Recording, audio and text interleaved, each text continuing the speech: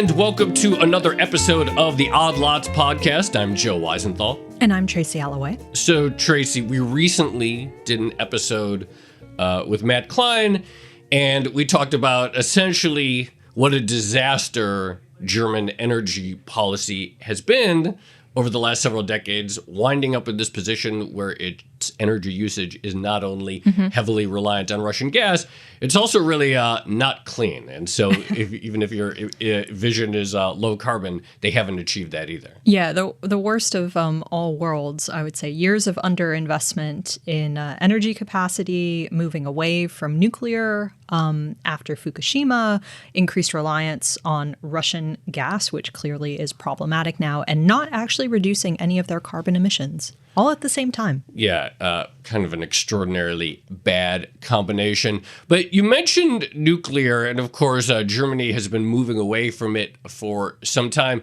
But it does feel that even prior to the recent energy price spike, or even prior to the sort of heightened awareness on the German energy situation specifically, there does seem to be a sort of a rethinking or some sort of turn in people sort of reconsidering how much nuclear has been shut down over the last several years, how little new nuclear has been built, and whether that's been wise. Yeah, it's definitely been an ongoing debate, but I have to admit, this is something, I was aware that nuclear had fallen out of favor, but I cannot remember when that moment actually happened and what exactly the process was. So obviously Fukushima happened in Japan, and there's a lot of concerns around that. But I'm very, very interested in how nuclear sort of lost the public debate. Yeah. If that makes sense. Yeah, me too. And I think obviously, look, you have a handful of well-known either disasters or near disasters. But it is interesting that at a time when there's so much interest in reducing carbon emissions, so much has been focused on wind, solar, maybe hydropower, very little about how nuclear could be part of the solution. Right. And at the same time, we have in recent years really seen some of the weaknesses or the downsides in certain renewables. So, days when there isn't enough wind, we just don't have energy in some parts of the world. Days when there isn't enough sun. We've seen that in places like the UK and also in Texas. Yeah, that's exactly right. And so obviously wind and solar can at times produce incredibly cheap electricity, but it's intermittent and we don't have the battery technology to store it when it's really sunny. As you mentioned, I think it was in November or December, there were all these days in Europe and it was like the wind just wasn't blowing. And so then energy prices soar because what can you do? And so whether it's in the US where we've had a number of energy grid blackouts, we saw that in Texas last year, whether it's Europe where the price of electricity is soaring, a rethink of nuclear. So I'm very excited about our guest. We're going to get the case for nuclear investment today. I'm super excited about our guest. We're going to be speaking with Meredith Angwin. She is the author of the book Shorting the Grid, The Hidden Fragility of Our Electric Grid. Absolutely fascinating book, basically talking about grid policy, and somehow it's incredibly readable. It's actually a page turner, even though the topic is very dense and arcane. Meredith has a gift for taking what is highly technical and making it extremely compelling. And she is also a pro-nuclear activist in some way and thinks it is the solution to many of our energy questions. Prior to writing the book, she has been for several years a researcher, worker in the utility industry on our power problems. So, Meredith, thank you so much for coming on Odd Lots. Thank you so much for inviting me, and I'm so happy to be talking to you and to Tracy. Meredith, I loved your book. And like I said, and other people on Twitter said the same thing. There's like, how is a book that is on such a technical topic, regulatory policies of the grid, so readable? And I mean, it is a page turner somehow. But why don't you just give us a little bit of your background prior to writing the book? What is your experience within the utility and energy industry? Well, I was always very interested in chemistry. I became a chemist, and I was also interested in geology. And I was working toward my PhD at University of Chicago. I did not complete it. I have a master's, and I was, so forth. But it was in in mineral chemistry. And when I began thinking about what you do with mineral chemistry when I got out of school, I was also interested in geothermal energy. And so I began researching how could I work in geothermal. I learned enough to be actually getting some little contracts in geothermal. And then I got a job at a company that wanted to get into geothermal, but was working on nitrogen oxide pollution, which is a really big problem. And so I was working on nitrogen oxide pollution, including some patents. Nitrogen oxides are one of the prime ingredients in smog. And so I was working on that. And then I moved over to the Electric Power Research Institute, where I was in geothermal energy. So I felt I had finally achieved what I had wanted to achieve by being in geothermal energy. But then when I was in the research group that was in renewables, I began to see sort of, I don't know, the dark side of renewables. Not so much the dark side as the fact that they really weren't up to the level of a lift that people were claiming they would have, and that when you wanted to put in a renewable, people objected. And that astonished me that the people were trying to stop renewable development. How could they do this? But at any rate, I began working on some similar corrosion issues with a group that was working in nuclear, and I began to get to know them. Now, I didn't have anything. I wasn't against nuclear, but I wasn't like drawn to it particularly. Right. But then when I began working with them, I began to realize its advantages, and I switched over to the nuclear group. Later on, I ran a consulting company about corrosion control and water chemistry in nuclear plants. And then when I sort of semi-retired, I began supporting our local nuclear plant, Vermont Yankee, which led me into trying to understand how Vermont Yankee interacted with the people who ruled the grid, and that eventually led to the book Shorting the Grid.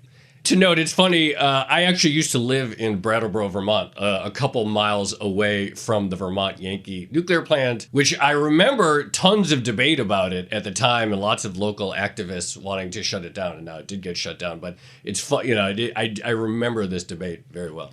Well, can we talk a little bit more about that? So, I mentioned this in the intro, the idea of nuclear sort of losing public opinion. How did that happen exactly? And how do the alleged downsides stack up against the opportunities or the upsides of nuclear power as you learned about them? Boy, that is a really difficult question that there are many books about. Like there's a book called The Rise of Nuclear Fear. One of the things is that people had it mixed in their minds with nuclear weapons. What I'm trying to say is that there are plenty of states like North Korea with nuclear weapons, but no nuclear power plants. And there are plenty of states like United Arab Emirates with nuclear power plants and no nuclear weapons. I mean, they don't go together as like, if you've got one, then you've got the other. And the whole idea that someone would steal stuff from a nuclear power plant to make a weapon is so absurd. The things that are in nuclear power plants are very big, very radioactive, and the plants are well guarded. So, you would have to drive some kind of a special vehicle. It's not like an easy thing to imagine. So I don't like to even go into that very much because it's all so theoretical. It's just not reasonable. But my mother was very active in ban the bomb groups, but she wasn't against nuclear. But when the bomb actually got banned, I think some of those groups just might morphed on over, like, oh, well, let's go after the nuclear plants now. It wasn't reasoned. It was just sort of like, let's do the next step. We were worried about fallout, and now we have these plants, so we'll go after them. And the fact that they're not releasing anything into the environment, we're not going to worry about that part. They could. There's this whole word could. They could. If you have a elaborate enough scenario, they could. Why don't you talk about that a little bit further? And actually, of course, we're talking about Europe. The other night, I think it was last Thursday. We were recording this March 10th, so I think a week ago. one of the scarier headlines that has come out of the Russia invasion of Ukraine. All the headlines are awful, but there was the concern about this particular nuclear plant. There was a report about a fire, and then everyone was debating how terrible could this be? Could this be a Fukushima or Chernobyl or something like that? And then the people who actually knew what they were talking about said, no, that's a completely unrealistic scenario. This is not like that at all. But can you give us like the basic reasons, like, okay, why isn't a nuclear power plant as sort of major security risk if it could catch fire or something like that? Like, why did the people who seem to understand nuclear the most, they did not seem particularly worried about that risk in that situation?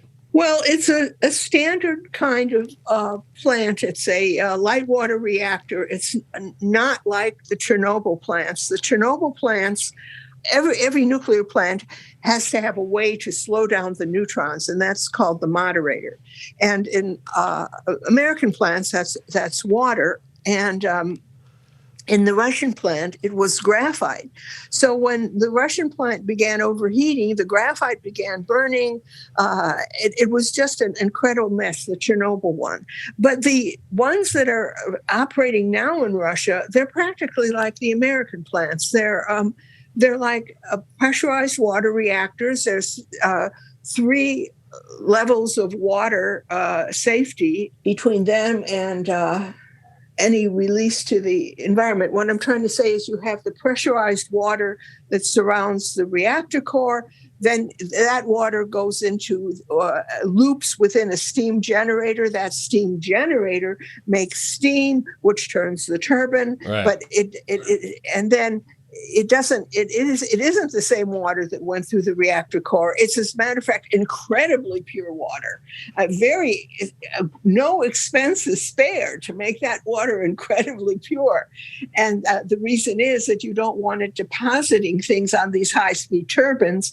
And then as it comes out of the turbines, it's cooled by a tertiary loop, which actually is a water that goes through a cooling tower or something, which is out in the environment. But at that point, it's like three steps away from the reactor. So people kept imagining all these scenarios, which are unreasonable, of the reactor having some huge problem that causes this fast release, which actually did happen at Chernobyl, but that was because it was a completely different plant. Another thing I have to say is Chernobyl did not have a containment structure around it. So anything that was released was immediately released.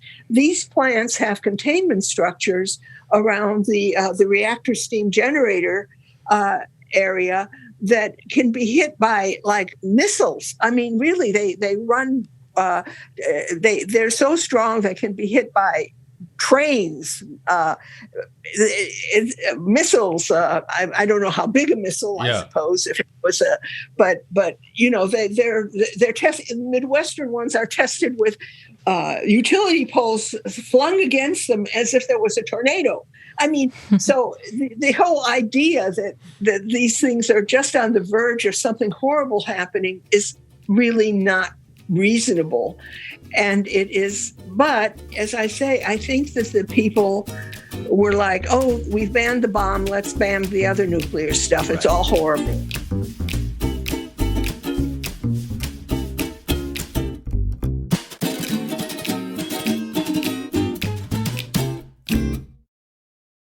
Aside from safety, were there any other constraints, or are there any other constraints on building out nuclear capacity? Because, I mean, if there's one thing I learned from SimCity, it's that nuclear power plants are extremely expensive compared to all other forms of power. But obviously that might be out of date. But, you know, are there financial constraints or policy constraints that impact investment in nuclear power? Well, there are. At this point, nuclear plants are more expensive and slower to build than other types of plants, and they're usually compared with combined cycle plants, natural gas plants, because very few people are building coal plants anymore, except, of course, in many places in the world, but not in America. People are building coal plants in China and in India, but they're not building them in America. So we compare our nuclear plants to natural gas plants, and they're much more expensive. However, nuclear fuel tends to be a lot less expensive and a lot more reliable than the fuel for the natural gas plants. And people do a comparison with a wind turbine, whatever. Wind turbines aren't even supposed to last more than 25 years. Nuclear plants can last 60 years, 80 years, whatever. How often do you have to build it becomes a question with many of the types of plants. So can you actually do the math a little bit more for us? Like, what are the, a region is thinking about investing, how long would it take to build a nuclear plant versus something that's powered more by natural gas? And another important thing you talk about in your book is that a nuclear plant holds the fuel on site, whereas natural gas is real time. It doesn't store the gas on site. It needs it just in time. And so if there's any sort of pipeline disruption, the natural gas plant is useless. But talk about the upfront costs of the two, and then how it plays out over time in your view, such that the nuclear is the better investment.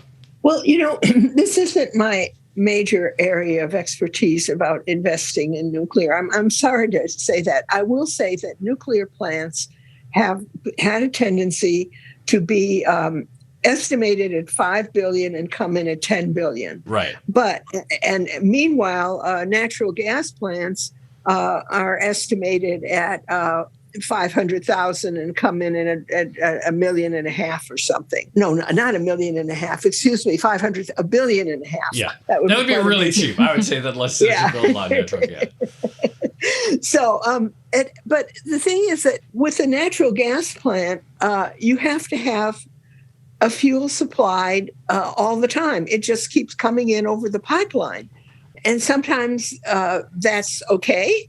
And sometimes it's not okay. Like right in the winter in the Northeast, we actually are dependent on LNG deliveries, just like we were Singapore or something, to get enough natural gas into our pipelines for winter use. And nuclear stores about 18 months of fuel on site. So some disruption in the price of fuel or anything like that, you've got a lot of time to try and figure out what to do about it. Well, with natural gas, they say it's now X price, you're paying it. That's it.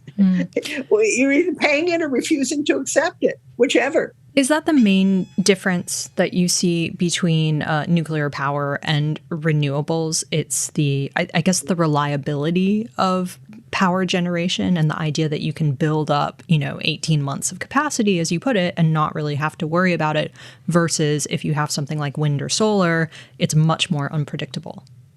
Oh, yeah, that's very important. Now, one of the things is that grid reliability is dismissed by people who are in favor of, we'll get to 100% renewables. We'll figure out how to make them reliable. It won't take that much. But when you get right down to it, what most people want in a grid is reliability. They want the lights to go on when they turn on the lights. They want the water treatment plant to keep operating. They want, all the things that the grid gives us to keep happening. And if they're interrupted a lot, this is very, very bad. And so what happens is that nuclear plants, let me give you an example. The thing is, it's very hard to talk about natural gas in terms of size because it's a gas. Right. Nobody thinks of it in terms of size. So what I'm going to do is I'm going to compare a Vermont Yankee nuclear plant with Merrimack Station, which is not far away. It's down in New Hampshire. Merrimack Station's a coal plant and it's 400 megawatts, and Vermont Yankee was a nuclear plant at 600 megawatts. So Vermont Yankee would have a semi pull up every 18 months with a new load of fuel. Okay, one semi, maybe they took two sometimes, I don't know, with a new load of fuel. I've often thought that since there were several hundred people working at the plant, they probably had more deliveries of paper products of various kinds from than fuel. Meanwhile, over at Merrimack Station, you have 400 megawatts. I did the calculation several times over to try and figure it out. They told me at the station that it was 40 100-ton rail hopper cars of coal per day. I went through a whole calculation on the probable heat rate and came up with 39 hopper cars per day. So you see, the thing is, they are taking delivery of a lot of coal every day to run that station. And of course, when you're delivering a lot of things, it can be interrupted. Now, the thing that I wanted to say is that if you look at a 400 megawatt natural gas plant, it is burning not 40 cars of coal, because the H2 and the natural gas also burns. Say it's burning 20 cars of coal a day. It isn't coal, it's carbon, you see. But at least you can have a visual then. Right. You can have a visual that the natural gas plant is getting 20 coal cars full of carbon delivered to it every day. You see, we can't have that division. Somebody will say, "Oh, it's got MMCC, so many million cubic feet."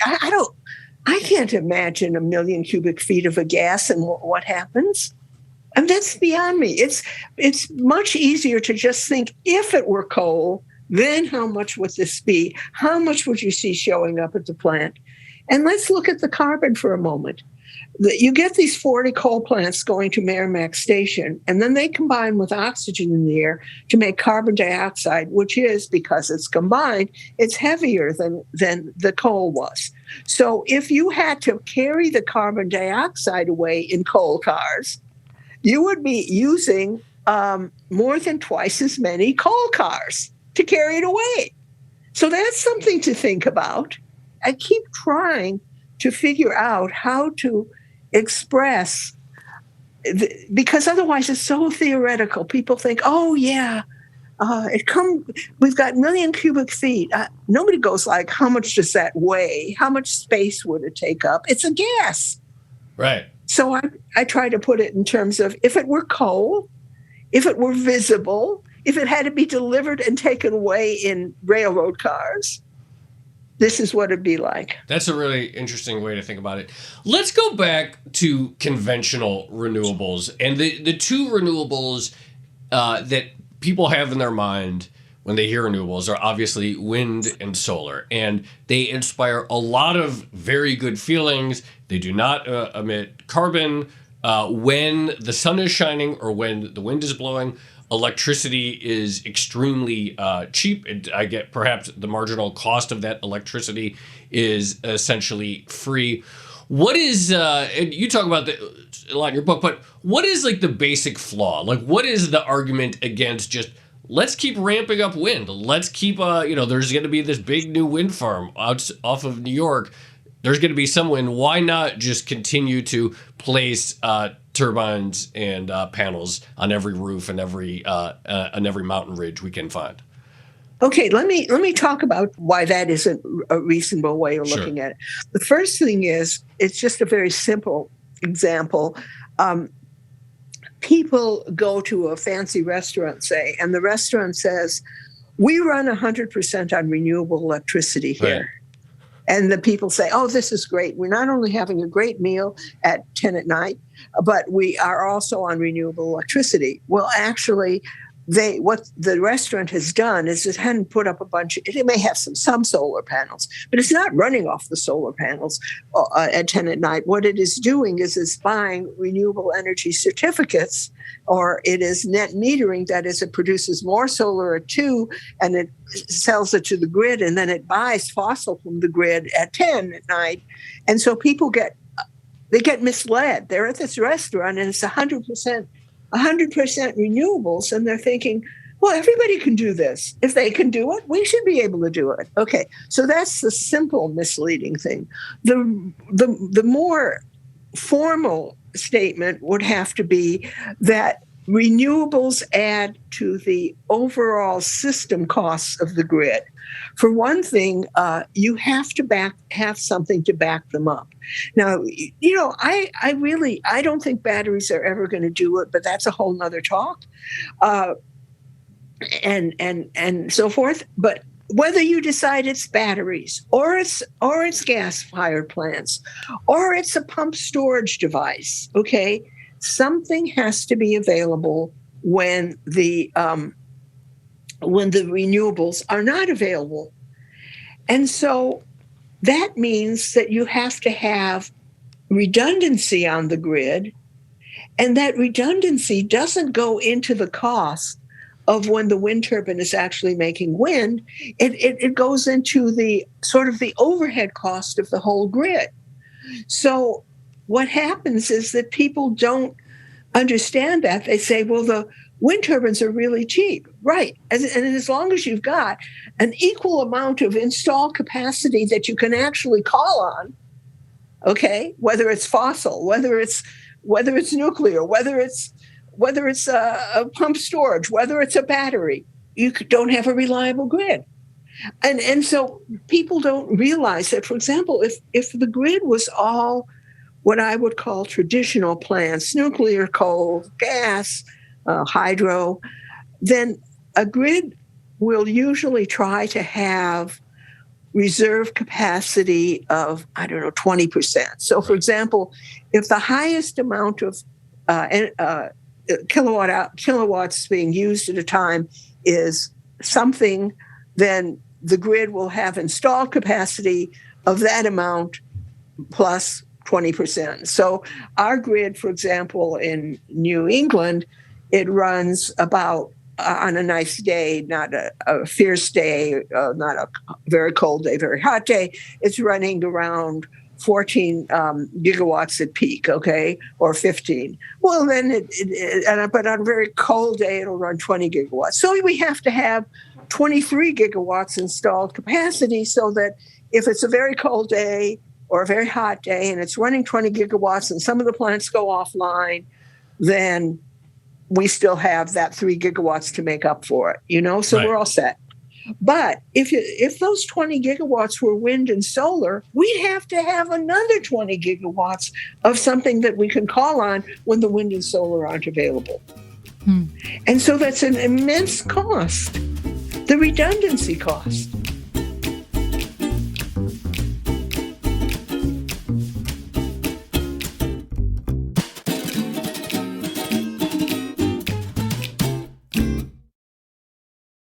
I have a hypothetical question, but it's related to policy and the decision about who chooses the actual mix of energy in our world. So, let's say tomorrow everyone woke up and looked at their Bloomberg terminal and saw that, the oil price was at $200 per barrel or $300 per barrel and gas prices were still spiking. And everyone decided, okay, we want to change up our energy mix. We want to do more nuclear, for instance.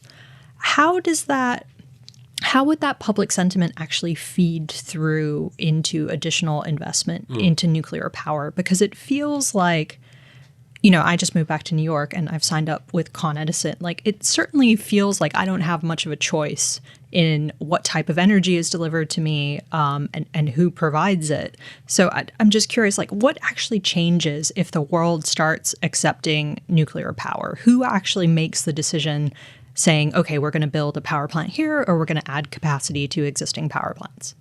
Okay, now if you are in an area that is not run by auctions, if you're in a traditional vertically integrated area, the state, with permission from FERC for whatever issues might be coming up, the state decides on its resource mix.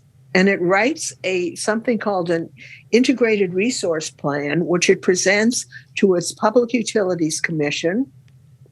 And then if the public utility says, yes, this is the right thing to do, then things are put in place to do the siting, to do the permits, to raise the money, and so forth and so on. Now, the thing is that in the auction areas, which I call RTO areas, which is Regional Transmission Organization, and New York is very interesting because it's a state and RTO. So, but let's look at New England instead, because New England is a mixture of many states run by an RTO and so forth. So every state, supposedly, if you ask the head of our RTO, what about the resource mix? He would say the states decide on the resource mix. We don't have any particular ability to decide on the resource mix. But what it boils down to is in the RTO, it's only the plants that have low prices for the next kilowatt hour, low marginal costs, and can't not very high capital costs that actually can get built in an RTO system. So even if the state puts together an integrated resource plan that says we are going to build a nuclear plant here, the nuclear plant builders will say, "Are you kidding me? The way the auctions are set up, we'll never make a living at this." And so one of the problems is that, and this is why I named my book "Shorting the Grid." It was an homage to The Big Short, because in The Big Short, the mortgages, which were not particularly good mortgages, liars' mortgages, right? It didn't matter. They still made money.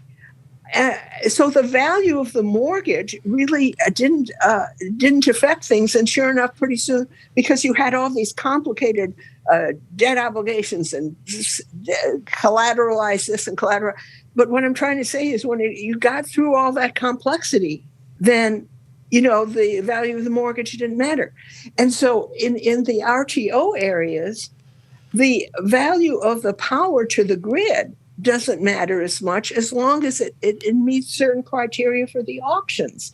So it's very, very similar to the situation. As a matter of fact, a power plant, a renewable plant is most likely to actually make money on the grid because it gets subsidies and tax credits, and it doesn't have to rely on the auctions. As a matter of fact, some of those plants bid in saying, "We'll pay you to take our power." That was a really striking aspect of your book, that there are times in which the wind is blowing so much or the sun is shining that actually the renewable generators can actually bid to get their electricity used at negative prices because of the subsidies or the sale of credits. And in fact, your book in general talks about just how insanely complicated electricity auctions are. And it's sort of mind-boggling, but you walk through it all. But can you just give the sort of simple reason why in a sort of auction-based electricity system, the opposite of vertically integrated, nuclear, despite its advantages and reliability, is not economical for someone to invest and build in? Well, one of the things is that the nuclear plant is going to have to compete with plants on the auctions that will be bidding in at -1 cent and so forth. So the overall price on the auction will be lowered by those plants, sometimes even all the way to negative. And now, one of the reasons that the nuclear plant is also in trouble in this auction system is that in the auction system tends to favor renewables. And that means that if the sun is shining, they may want the nuclear plant to go offline and make room for the solar. And nuclear plants are wonderful. They are not particularly flexible. Now, you might say, "Oh, see, there's a disadvantage to them." But I'm telling you, let's say you're taking a car trip and you see a semi. The semi is carrying a lot of goods, and it is carrying it, it is efficient. There's one or two drivers and it's carrying all these goods. Is it flexible? Can it pass you? Can it go up a hill quickly? Can it stop on a dime? No, it's basically designed to be very efficient at carrying a load forward and so forth. That's what the nuclear plants are designed for. And so if they're being forced off the grid because the wind is blowing or because it's very, very hard on them, and they will tend to have shorter life expectancies because of the changes that they're forced to do. I have another basic question, given that I haven't read the book, but why were, and I plan to after this conversation, but why was everything set up in this way? Like, why was a system created in which renewables seem to benefit from the way auctions are actually conducted versus something that would incentivize nuclear? Well, let's look back to why the whole RTO system happened. The thing was that in the vertically integrated systems, the idea was that if a company invested in a power plant, it would get a rate of return on that investment from the people to whom it sold the power. And so that company was a widows and orphan stock. It wasn't going to have a huge problem. It was going to get its rate of return.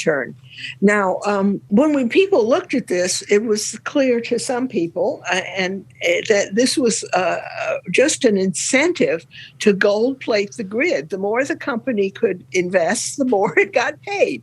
It didn't have a particular interest in saving money. So people said, what we have to do is get some kind of market force in here to get that company to understand that saving money is important.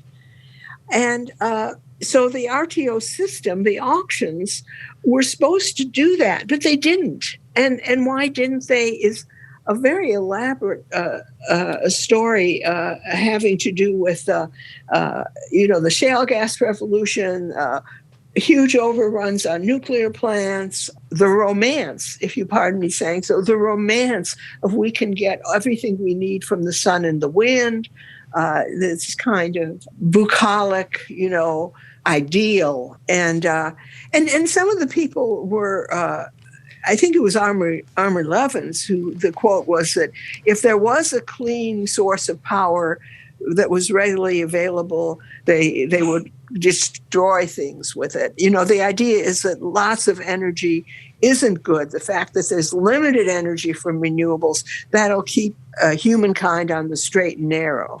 So this is important. You talk about some of the challenges of the vertically integrated price model, where if your return is cost plus X, then that gives you an incentive to just increase the cost. And so there were obvious impulses to find some sort of market mechanism to avoid that. One of the things that I remember from about a decade ago is the Pickens plan. And T. Boone Pickens, of course, a well-known oil and gas man who also was very into wind power. And something that you explain a lot is the idea of the renewable industries want more natural gas, and they complement each other very well. And so, or in theory, they do. Can you explain that a little bit further? How renewables and natural gas sort of dovetail with each other from an industrial business perspective? Oh, yes, absolutely. One of the things is that renewables go on and off when they want to, and they need something that can ramp up and down quickly to even out the reliability of the grid. Now, there are two things that can ramp up quickly to even out the reliability of the grid. Those two things are natural gas and hydro. Coal plants and nuclear plants can actually load follow. I mean, that is, they can go up in the middle of the day and come down at the end of the day. Right. What they can't do is take care of the spikiness of the wind is up, the wind is down. The sun is shining. Whoops! The front went by, clouds came by, and in 5 minutes. It's gone from lots of solar to why is it so gloomy out there? And so natural gas is the partner for this. It's the partner that can that can fill in those gaps. Now, hydro could fill in those gaps too, but let's face it, people are taking out more dams than they're putting in, at least in my area. I can't imagine anywhere in the country someone would say, we're going to build another dam the size of a Grand Coulee on this river and not meet an absolute storm of opposition. And in all honesty, back in the day, that was actually a Sierra Club slogan. Right. Atoms, not dams. Huh.